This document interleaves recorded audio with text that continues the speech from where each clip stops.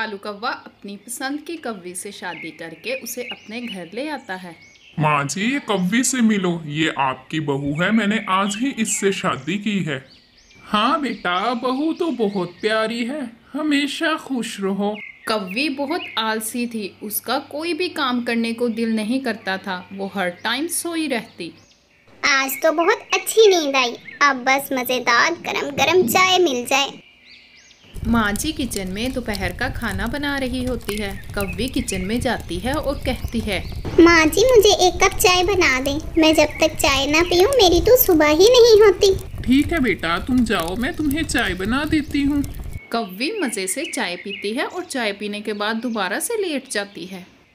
जब कौवा काम से वापस आता है तो सब मिलकर खाना खाते हैं। माँ जी, मैं काम पर जा रहा हूँ। बेटा, बहू तो अभी सो रही है। ये लो, मैंने तुम्हारा लंच पैक कर दिया है। कौवी सारा दिन लेटी रहती। माँ जी सारे घर का काम करती, आंगन में झाड़ू लगाती, बर्तन धोती और खाना पकाती। एक महीना ऐसे ही गुजर जाता है, लेकिन आज सुबह माँ जी कौवे को कहती है, बेटा, तुम बहू को उठाओ, उठकर तुम्हें नाश्ता बना कर दिया करे। मेरे जिस्म में अब इतनी जान नहीं रही। माँ जी, अभी तो मैं काम के लिए लेट हो रहा हूँ, वापस आकर कव्वी से बात करूँगा। 12 बजे कौवी उठकर किचन में चाय बनाने आती है। बर्तनों की आवाज़ सुनकर माँ जी भी किचन में आ जाती है और कहती है, बहू, ये कोई टाइम है उठने का? तुम्हें पता है आज कौवा नाश्ता किए बगैर ही काम पर गया है। चलो अब ऐसा करो, कौवे के आने से पहले पहले खाना बना लेना। कौवी दिल में सोचती है, नाश्ता बनाने से तो बच गई, लेकिन शाम को खाना कैसे बनाऊंगी। कौवी शाम को कौवे के आने से पहले जल्दी से अपने बिस्तर में लेट जाती है। अरे कव्वी, क्या हुआ तुम्हें? तुम्हारी तबीयत तो ठीक है?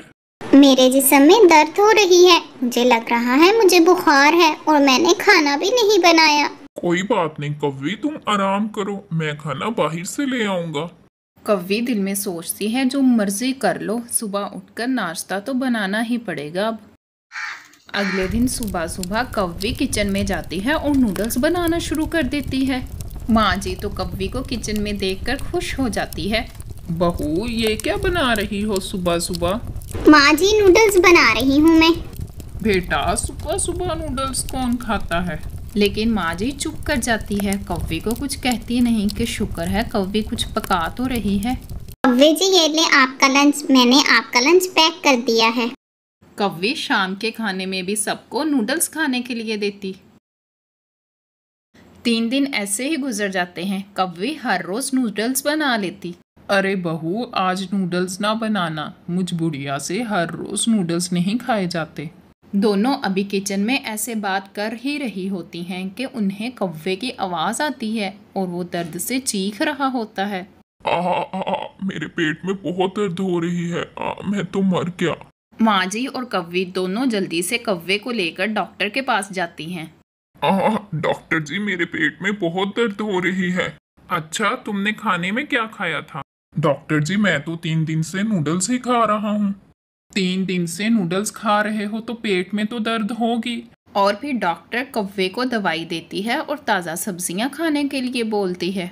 घर आकर कौवी सबसे माफ़ी मांगती है। कौवे जी, माँ जी मुझे माफ कर दे, मेरी वजह से आपकी इतनी तबीयत खराब हुई। मैं आइंदा कभी काम चोरी नहीं करूँगी और मेहनत से आपके लिए खाना बनाऊंगी।